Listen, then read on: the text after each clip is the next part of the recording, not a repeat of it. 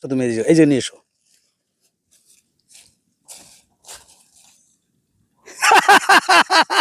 সত্যি, এদিকে এসো, এদিকে এসো, এদিকে এসো।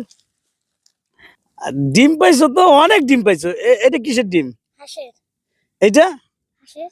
হাঁসের ডিম পাইছে। নষ্ট নেই। না। এই যে কিসের ডিম? এই যে পাখির ডিম। কি? পাখির। পাখির ডিম? কি পাখি?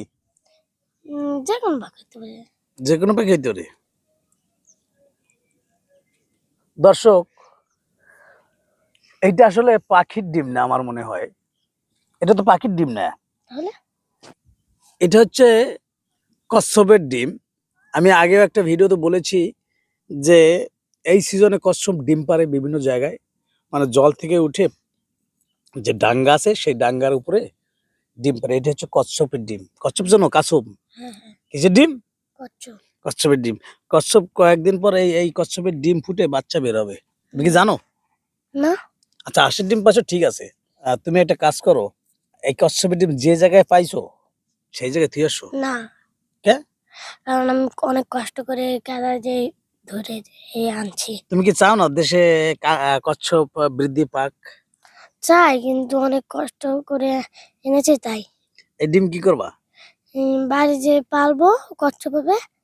বাড়ি যে এই পালবা কচ্ছপ? কচ্ছপ তো হবে না, কচ্ছপ হইতে হলে কচ্ছপ লাগবে তো, এগুলো নষ্ট হয়ে যাবে। হয়তো তুমি খেতে পারো। হ্যাঁ, খেয়ে ফেলবো তাহলে। হ্যাঁ, খেয়ে ফেলবো। খেয়ে ফেলবা?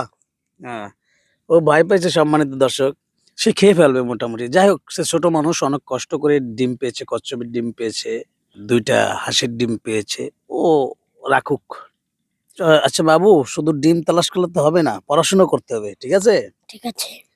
স্কুল ফাঁকি দিয়ে ডিম তালাশ করলে হবে না। হবে? না, কি করতে হবে? পড়াশোনা করতে হবে। আচ্ছা ঠিক আছে, আজকের ভিডিও এখানেই জবানিকা টানছি। সবাই ভালো থাকবেন, সুস্থ থাকবেন। দেখা হবে নতুন কোনো ভিডিওতে। ধন্যবাদ।